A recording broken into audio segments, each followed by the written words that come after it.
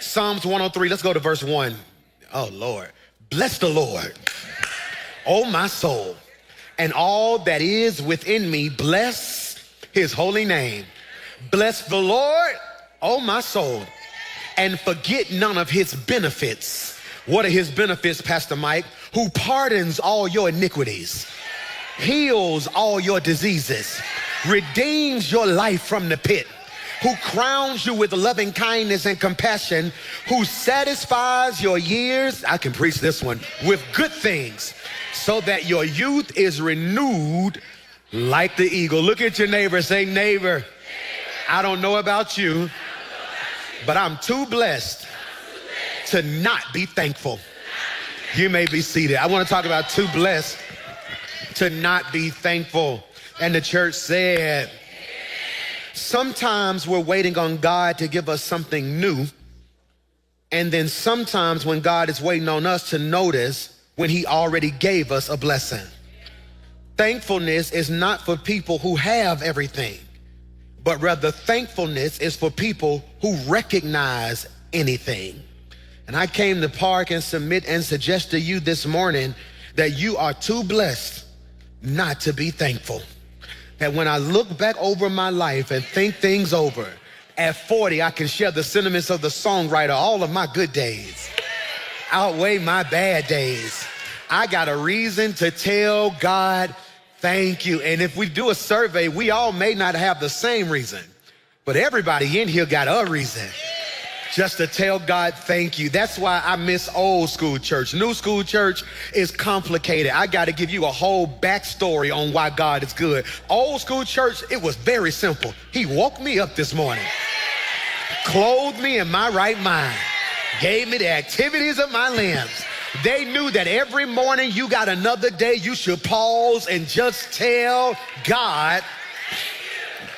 And that's why I love Thanksgiving, because Thanksgiving is one of my favorite holidays, because it makes even the most selfish person at least say the word thanks. I want to talk about gratitude, and I want you to take really, really good notes. Put this in your notes. Gratitude isn't a reaction to blessings. Gratitude is the recognition of blessings. Gratitude isn't a reaction to blessings. Gratitude is the recognition of blessing. Most people think that I get the blessing, then I feel grateful. I get the blessing, then I feel grateful. But that makes gratitude a response to what you receive. Biblically, you might want to write this. Gratitude is a response to what you recognize. Gratitude isn't a response to what you receive. It's a response to what you recognize. If gratitude is only a reaction, then I only thank God when something big happens. If gratitude is only a reaction, then I only feel blessed when something new shows up. If gratitude is only a reaction, then the only time I worship is when I feel like I'm winning. But if gratitude is a recognition, it means I realize I'm blessed while I'm still in process. And I don't know who I'm preaching to, but there are two types of people sitting on your row. Some of y'all need something to happen in order for you to be grateful. But for some of us, I don't need nothing new to happen. I'm still trying to catch up with what has all. I wish I had 3 praisers at the first service who can just think back on how good God's been to you and say, here it is. If he don't do nothing else, he has already done enough. That's why I like this service a little bit more than all the other services, because at the other services, we have to pump them and pry them, and it's almost like a pep rally. Lift your hands, clap your hands, tell God thank you. But when you get up at 8 in the morning, you brought everything, but one thing you didn't leave at home is your praise. And I wish I had 7 people who can say, God, before I praise you for what you're about to do, I'm gonna take some time and praise you for what you've already done. He's already made a way out of no way, already blessed me, already covered my family, already held me together. You ought to just touch 5 people and shout, I got a reason.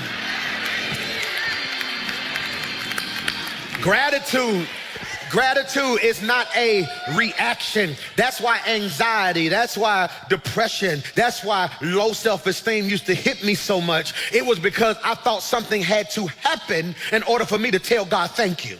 I thought something had to happen in order for me to express gratitude. But hear me, gratitude is not a reaction. It is recognition. This is why gratitude does not start when something changes around you. Michael, gratitude starts when something clears within you. This is why David tells us, here it is, put it on the screen, bless the Lord. Oh, my soul. I could really preach that right there. Bless the Lord, Michael. Oh, my soul. But here's the part that we skip over, and forget not. I need you to underline that in your notes. This is the only part I'm gonna get to today. Forget not. We're gonna shout next week. We only gonna sit on this one line right here. He says, bless the Lord, oh my soul. This is good. And forget not. He is not saying, Lord, give me something to praise you for. He's saying, soul, don't act like God did not do enough already. All right, y'all being deep, y'all being deep. We was emotional last week. Let's just have church today, okay? Look at what he says, put it on the screen. Bless the Lord, oh my soul. Now you missed that. Who's talking? David. Who is David talking to? Himself. He's talking to the him within him. What is the soul, the mind, the spirit, the heart? He said, okay, I can feel depression, Michael. I can feel anxiety, Michael. I can feel me getting low. So he said, I'm gonna have a conversation with myself. Because some of us have matured to a place that I ain't got time to wait on you to encourage me. David is also the one who said, if you don't do it, I've learned how to encourage. So he says, bless the Lord, Michael, oh, my soul. I ain't preaching to everybody. I'm only preaching to 3 of y'all, and I come to make an announcement that my frustration with the church is that y'all act like God ain't been good. I'm gonna preach to 3 of y'all. David is telling his soul, don't act like God ain't been good to you. And 5 of y'all sitting in here, I can feel you on the verge of a pity party. It's Thanksgiving, you single, you trying to figure out where you gonna eat. It's getting cold, you ready to cuddle. It's Christmas, you trying to figure out how you gonna pay for stuff. Now at the end of the year, you sitting there like, this ain't been the year that I thought I was gonna have. And it seemed like it's, oh, shut up. Don't act like God ain't kept you all this time. And I know you got 3 degrees and you want to take notes. I took notes last Sunday. Every now and again, I got to command my spirit to bless the Lord. I wish I had 500 people who would just give God an already praise. I'm praising him because he's already good. I'm praising him because he's already kind. I'm praising him because he already opened doors. I'm praising him because he's already kept my mind. Don't act like God ain't.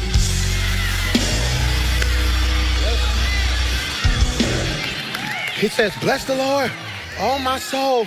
All right, I can't say this at no other service, Joe. So I say it at this one. They too young at the other service. They may not know this. They rap crazy, okay? The new school rap, I like the way it feel. I just don't know what they say. It's just too fast. But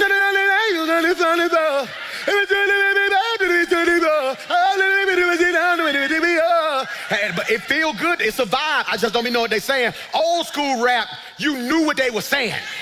They would say, don't push me because I'm close to the edge.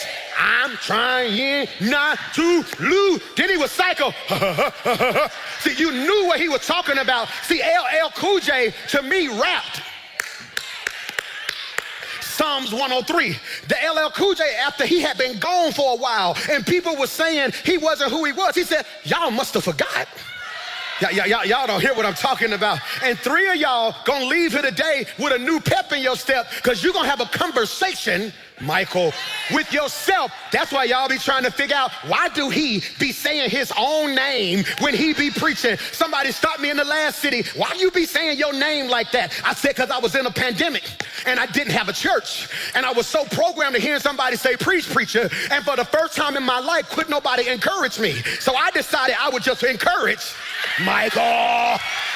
Every now and then you gotta shout your own name out and be like, Lisa, bless the Lord.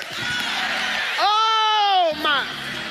Put this in your notes. And forget. It's on the screen. It's on the screen. And forget not. If gratitude is recognition, can you put this in your notes? The enemy's job is simple. If I cannot stop God from blessing them, I will blind them so they never see it. It's very simple. If gratitude is recognition, it's not reaction. That's what I'm trying to get you to realize. If you waiting to give God gratitude, then you're gonna be waiting a long time. Gratitude is not reaction, it is recognition. In other words, what I'm telling you, baby girl, is it's some good stuff around you. You just can't see it. If I cannot stop God from blessing them, I will blind them so they never see it. The enemy can't stop God from blessing you. What does he do, Pastor Mike? It's on the screen. So he attacks your memory, your focus, and your perspective to keep you from seeing, Michael, what God already did. We having church today. We having church today. The enemy can't stop God from blessing you. So he attacks your memory, your focus, and your perspective to keep you from seeing what God already did. So what does he do, PMJ? I may not get past this part today. We'll finish it this week. He attacks your memory. If he can corrupt your memory, he can control your mood. That's good right there. That's good. If he can corrupt your memory, he can control your mood. That's why Psalms 103:2 says, forget not, the second time he says it, all of his benefits. Why would God keep telling his people to remember and do not forget if there was not a real enemy working to make them forget? Did you catch that? I want to be very clear. The devil is working overtime to get you to forget how good God has been to you. That's why your painful memories are more vivid than your good ones. That's why you remember the mean coworkers more than you remember the joy of getting the job. That's why you remember the stress of the relationship more than the bliss of the relationship. Why is that, PMJ? Because he attacks your memory. Number one, he attacks your memory through busyness. He attacks your memory through busyness. This is good. You live so fast that you never pause to process. Let's make these screens a lot bigger for the next service team, okay? So he attacks your memory through busyness. So what does that mean, PMJ? Put it on the screen. You live so fast that you never pause to process. You live so fast that you never pause to process. So what does that mean, Pastor Mike? You rush from one answer prayer to the next. I didn't do that right. I want to say that better for your notes. You rush from one answer prayer to the next problem. You don't pause to process what God has done. So God opens a door for you, and then you're on to the next situation you need him to fix. Instead of stopping to realize how he just fixed what you was just stressing over. Are you hearing me today? This is really good. So hear me when I say this. Here it is. You move from one breakthrough to the next battle. So your life is blessed, but your mind is blank. A powerful biblical picture of living so fast you never pause to process is Martha in Luke 10:38-42. It's on the screen. But the Lord answered and said to her, Martha, Martha, you are worried and bothered about so many things. Look at verse 42. But only one thing is necessary. For Mary has chosen the good part, which shall not be taken away from her. Martha loved Jesus, but she was moving too fast to notice him. She wasn't in sin. She wasn't in rebellion. She was just busy. She was doing a good thing, but going at such a pace that she missed the God moment. Did you hear what I just said? She's doing a good thing, but she's moving at such a pace that she misses the God moment. Jesus never said her serving was wrong. He was checking her speed.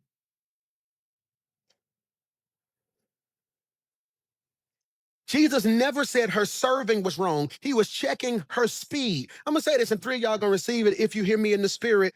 Your problem ain't what you doing. It's how fast you moving. I don't think you heard what I just said. Your problem isn't what you're doing. It's how fast you're moving. See, Martha represents people who, put this in your notes, pour out so much.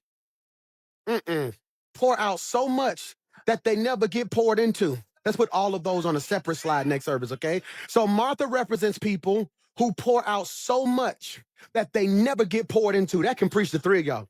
My sermon almost over. I got baptism today. I can't preach the whole sermon because the two other services won't get it. So I got to keep everybody on the same curriculum schedule. Okay. So Martha represents people who pour out so much, but they never get poured into. I used to feel like it was a badge of honor that I did all of the pouring until I realized I was empty. I'm gonna say this again. I'm gonna say this again. Whoever went and bought some juice from the stove and the juice hit. Anybody? I'm talking about the juice hit. All right, the juice hit. All right, I'm gonna take y'all way back. Okay. All right, the juice ain't hit if you had to screw the top off. I'm talking about that juice where you had to open it like a milk card. The millennials don't know what I'm talking about. Who know what I'm talking about? You open it like a milk card, then you made that little triangle, then you went like this, and then you had to close that thing back, and the red juice you can kind of see it all over the little white carton thing, and you put that thing back in the refrigerator. See, I ain't talking about y'all new school juice. See, because y'all new school juice come in clear bottles. All right, no, see, there are two types of people. Some of y'all are clear bottle people. Some of y'all are old carton people. See, the clear bottle people, everybody around you can tell you running low because you tell them and show them everything. Some of us are so guarded that people don't know we empty, so they try to come get something else from us. And what do people do with empty cartons? They throw them away. So you end up frustrated because you're like, I poured myself out for you.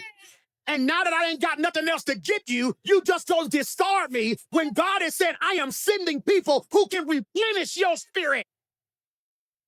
Now, am I preaching to anybody?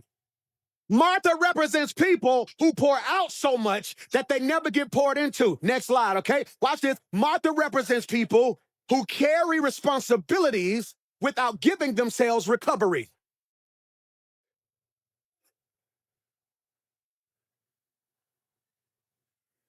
Martha represents people, thank y'all so much, who carry responsibilities without giving themselves recovery. I'm gonna say this. I wish I had time to unpack all this, okay? I am so proud of you for how much you carry. But the question now has to be asked, when are you gonna recover?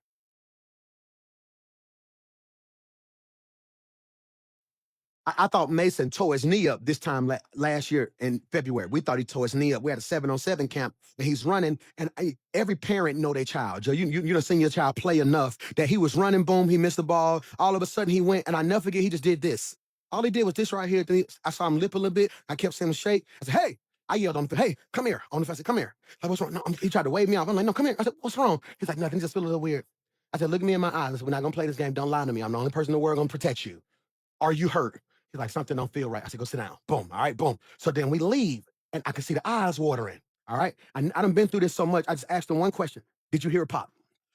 I didn't hear it pop, Dad. I said, did you hear it pop? No. Okay, boom. All right, let's go home. It's hurting. We icing it. We giving them pain medicine. It never swells.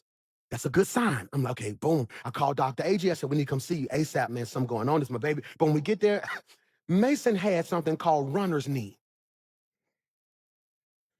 Okay, Pastor Mike, what's runner's knee?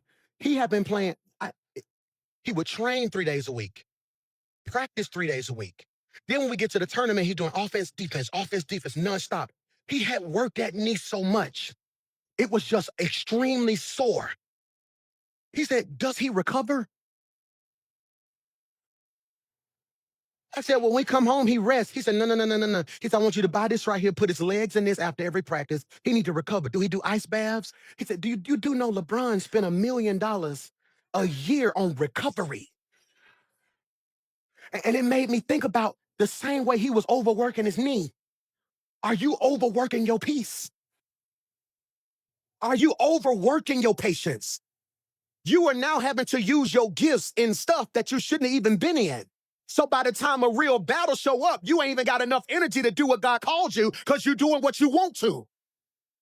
I don't think you heard what I just said. You don't have enough energy to do what God called you because you're always busy doing what you want to. Y'all didn't hear what I said?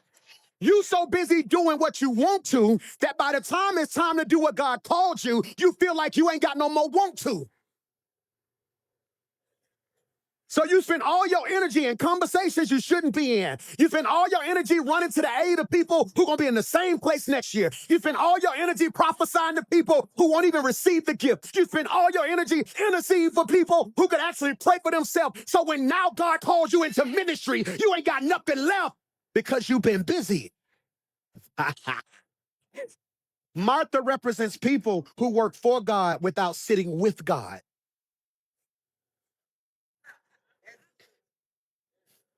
Martha represents people who stay busy, listen to me, so they don't have to feel what's going on the inside. Hmm.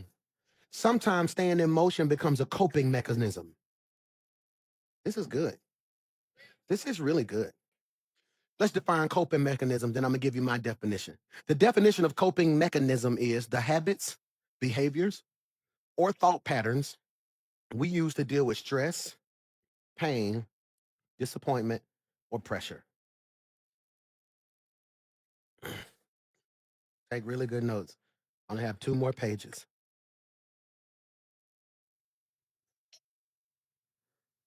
See, I can't preach the whole sermon to y'all, then 11:30 be like, he ain't preach that, you gotta do baptism.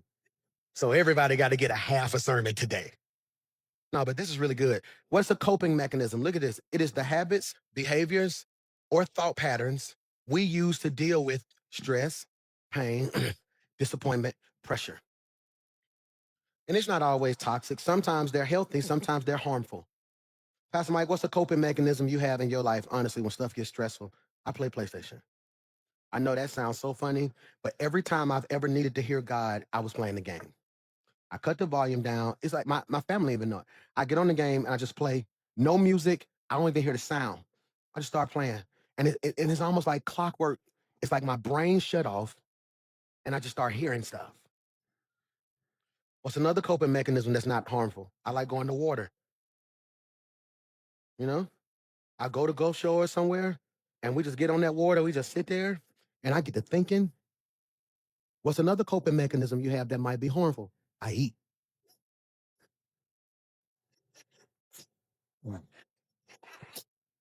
I cope this week.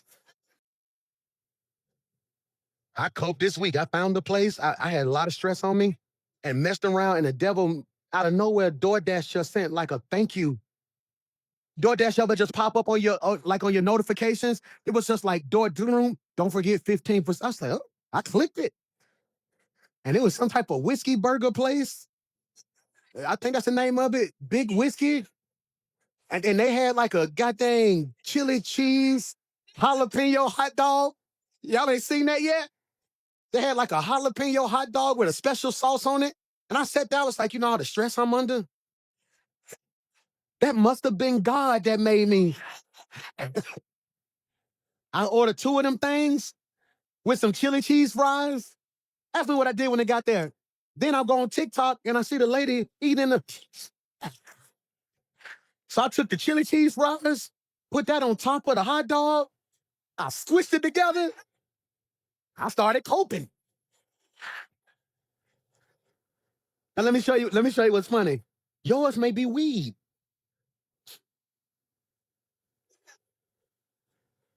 I'd be setting y'all up so smooth. Y'all be like, ha, ha, ha. Yours may be, I need to get a drink. Yours may be, I'm gonna go buy me something, knowing you got bills. See, they're all harmful.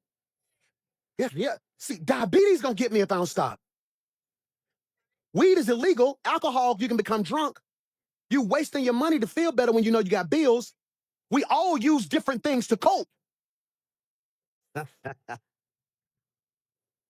Either way, they're what we run to when life get heavy. So what's PMJ's definition? A coping mechanism is the strategy our soul adopts to survive a season it was never meant to live in permanently. That's heavy. That's heavy. A coping mechanism is the strategy our soul adopts to survive a season it was never meant to live in permanently. It's the bridge we build to get through a moment of pain, but it becomes a burden when we make it a lifestyle. You want to know the most harmless coping mechanism I have that can become harmful? My kids. When I get low, I just love being around. Like, I can't explain the joy. I wouldn't want to do anything else in the world. Riding 3.5 hours with Mason in the van, and we going to school, and he just in there sleep. I just watched him sleep. I had fun just watching him sleep. Just watching this big old boy. I started going through my phone, like, how did this little dude become this big old boy? And you just start going through your phones and going through different things like that, and you looking at stuff. So then we get there, and I record everything. And he get out the van and we walk in, and then we get there, and he just walking around like, man, looking at we looking at the college stuff, and we get to the football thing, and we get to the line. And so now I'm teaching him how to be independent. I said, when we get to that table, I'm not talking. You got to talk. They're going to ask you. You stand there. You do so and so. I'm going to stand over here. You tell me, we want, hey, Mason McClure, got my father with me, got Kawan Mitchell with me, so and so, so and so. We get our little name back. I'm just watching. And then we get on the game. See, me and like all my kids, we got different. Me and Mace, we get on that game. Me and Mike, we talk bowling. Me and Xander just trip out. We went to a football game Friday. Just me and Xander just watching the game. See, that's harmless. It becomes harmful when now I override their world so I can feel good. When you in their relationship too much because you scared you're going to lose them. What am I trying to show you? Anything that's harmless, if overdone, can be harm. So what am I trying to get you to realize? PMJ's definition, a coping mechanism is the strategy our soul adopts to survive a season it was never meant to live in permanently. Coping mechanisms don't always scream sin. Sometimes they whisper substitution.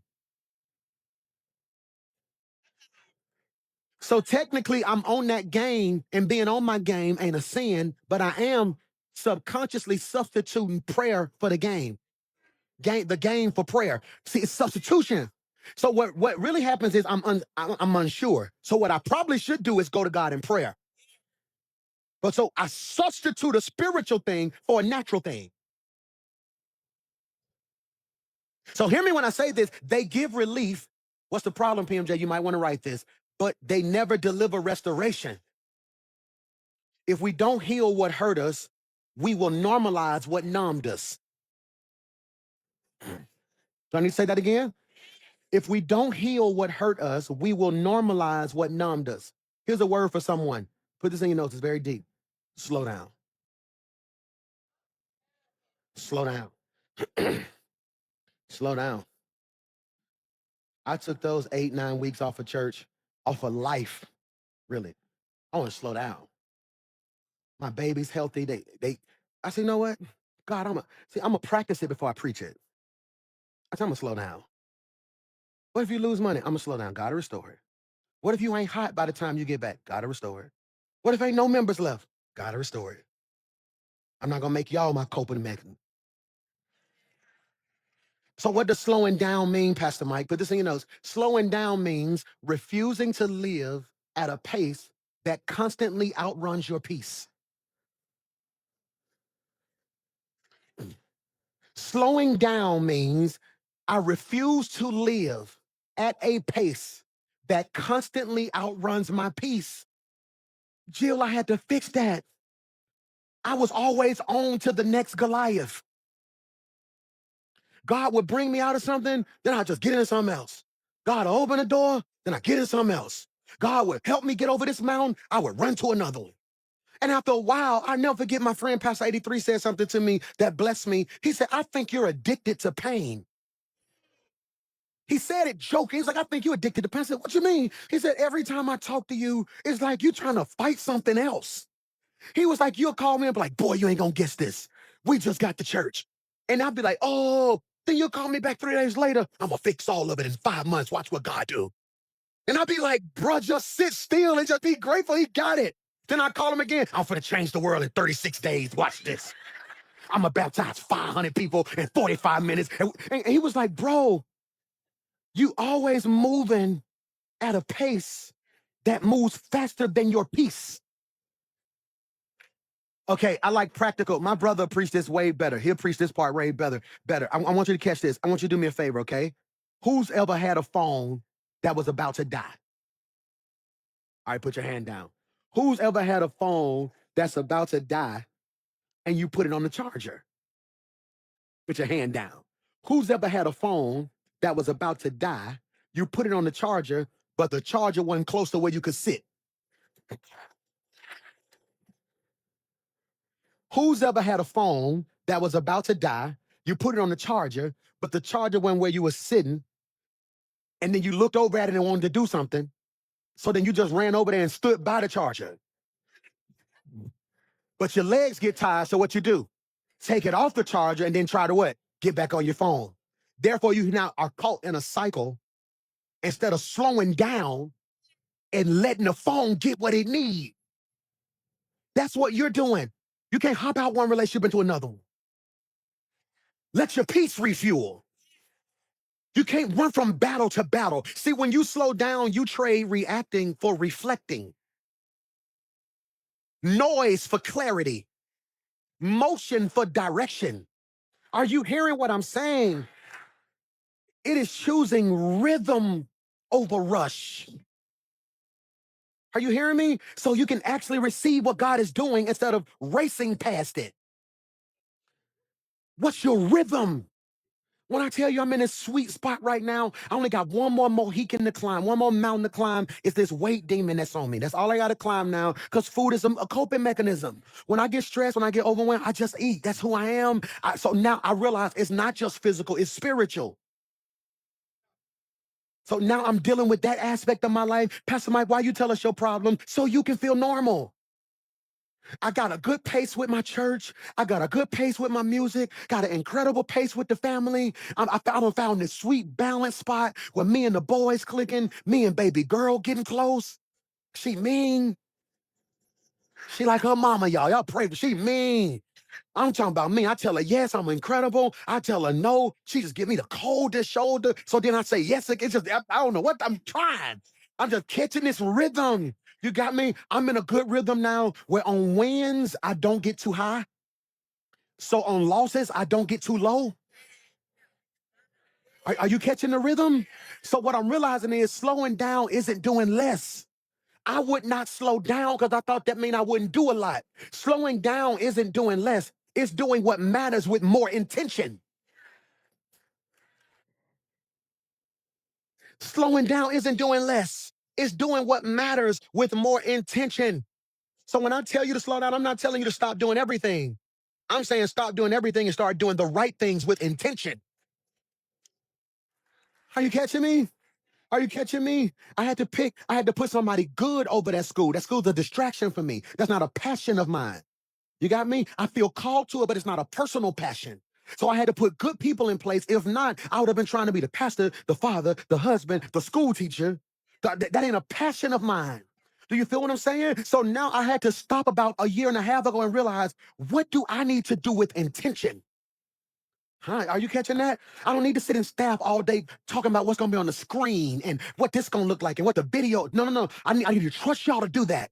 We're gonna lock in on this word. We're gonna make the word the best it's ever been. So now instead of picking, I don't know what they singing for real on song list. I used to sit in every staff meeting, pick every song, pick every transition, who was gonna lead it, what they was gonna wear. Sundays were that deep to me. Then I hit a sweet spot where I said, no, no, no, I'm gonna trust y'all to do that part.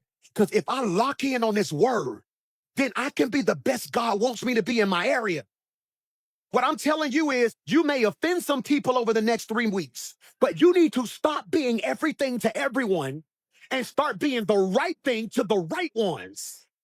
Am I saying anything that can help you? So what does that look like? I got to go. Spiritually slowing down looks like breathing room for God to speak. Spiritually slowing down is just finding room for God to speak.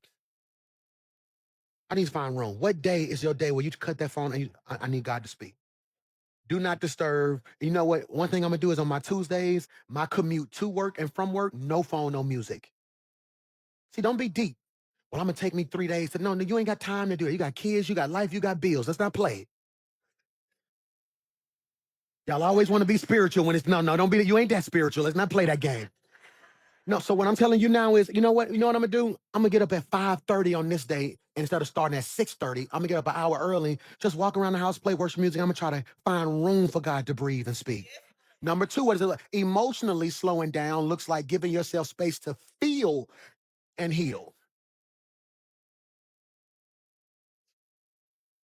I'm gonna say this so it can free some of y'all. It's some stuff that happened this year that hurt my feelings. Is that weak to admit? Who feelings get hurt? Who feelings get hurt by grown people you helping? Then you almost feel weak to express that they hurt you. That don't stop. No, all my teenagers know we be 50. Hurt feelings. Like I done raised this child, did all this stuff, and they gonna talk to me like that? They done lost their mind. No. So what I'm doing in this latter part of the year, after Thanksgiving, I'm gonna take this little pause, not from church, but from a lot of life. So right now, the song I'm trying to have out by January, we're at the part of mix and mastering that. The plan for the first quarter, where I want the staff to be, where I want the church to be. I'm trying to have all that wrapped the week after Thanksgiving. So when December hits, I need a couple days to feel. You might want to put this in your notes. It's so simple what I'm finna say, but I'm always tell you what I'm gonna do. I'm picking, I think, like December 4th as a cry day. That's real. Like December 4th. I'm fluctuating between December 4th and December 6th. I'm gonna pick a day where I probably don't even need to say this publicly in church. I'm gonna just say it. I'm picking a talk stuff day.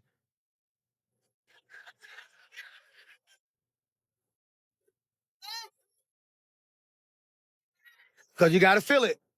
Do y'all want me to be fake or you want me to be real? So I'm picking a day where I'm gonna get with the person I trust the most, people I trust the most. I'm gonna let it out. And so and so, this so and so, so and so, so. Truth is, I almost hauled off. I'm gonna talk, because I need to get it out of my system. I'm being honest with you. That stuff just it'll sit in you, and you look up, and out of nowhere you'll be popping it. Like you just so hear me. So I'm gonna have a day where it's gonna be a 3-day experience for me. I'm gonna talk my stuff one day. I'm gonna cry the next day. Then that third day, I'm gonna give it to God. How am I gonna give it to God, Pastor Mike? I'm gonna write my letter. I'm gonna write my letter. I'm gonna write my letter about how I felt. I'm gonna write my letter to who made me feel whatever. I'm gonna write my letter to myself. Then I got this little thing I bought from Walmart, this little fire pit that's like 20 something dollars, a little small fire pit. I'm gonna put me a little log in it. I'm gonna burn that letter because it ain't for them. And that's gonna be my way of giving that back to God. You catch me? We should have did an encounter to end the year. That's how we was raised. We were going 3-day retreats, these encounter retreats. So emotionally slowing down looks like giving yourself space to feel and to heal. You can play softly or I keep going. What does it look like practically? Practically slowing down looks like choosing priorities over purpose instead of allowing pressure to choose for you. It looks like slowing down, looks like choosing priorities over purpose instead of allowing pressure to choose for you. I'm being honest, for some of us, we need to slow down because pressure is making all our picks. We always last minute. We always rushing. It's always a deadline we created. So what happens, Pastor Mike, at the last minute, the pressure makes you pick. No, I can't be with y'all right now. I gotta get this done. I gotta get. See, when you slow down, you don't lose time, you redeem it. Pastor Mike, how do I redeem time when I slow down? Because when your soul catches up with your schedule, everything gets back in focus. I don't think you realize how heavy of a statement that was I just made. I want your soul to catch up with your schedule. When that happens, everything will start working again. Focus, gratitude, creativity, faith, and strength. That's why those weeks I took off of church, to me, that was the first time I ever really told everybody no. Because normally when I take 4 weeks off of church, I'm still doing music and traveling. Or when I stop doing music, I'm going crazy hard with preaching. So everybody had to feel it. Management teams was mad, promoters was mad, concert venues was mad. God bless y'all. I really heard the Lord say, slow down. Slow down. If you really want to know my formula for slowing down, every time God does something that I did not expect or exceeded all my expectations, I stop. If he exceeded my expectation, that means he exceeded my maturity.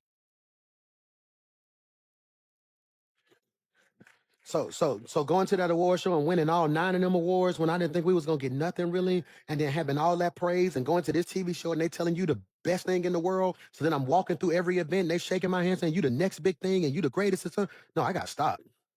I'm not going back on the road so people, I can go to every city and they can tell me I'm all, so now it's feeding into my ego. No, no, no. You know what I'm gonna do? I'm gonna go home, take out trash.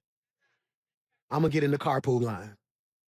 I'm gonna go dark long enough for all that praise to die so I can make sure I keep my heart and my integrity intact. You catch that?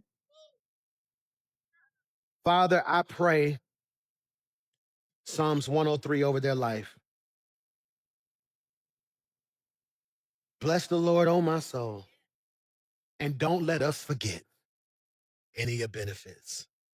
Give us the spiritual maturity to slow down long enough for you to be everything that we need to be, God. I thank you right now for an incredible year. Yes, there were highs and lows, sometimes more lows than highs, but we're still here. God, I could have been dead sleeping in my grave. God, we could be outdoors, but God, you kept your hand on our life. So, God, I thank you for being God and God all by yourself. All of you and none of us. It's in Jesus' name we pray, and everybody said,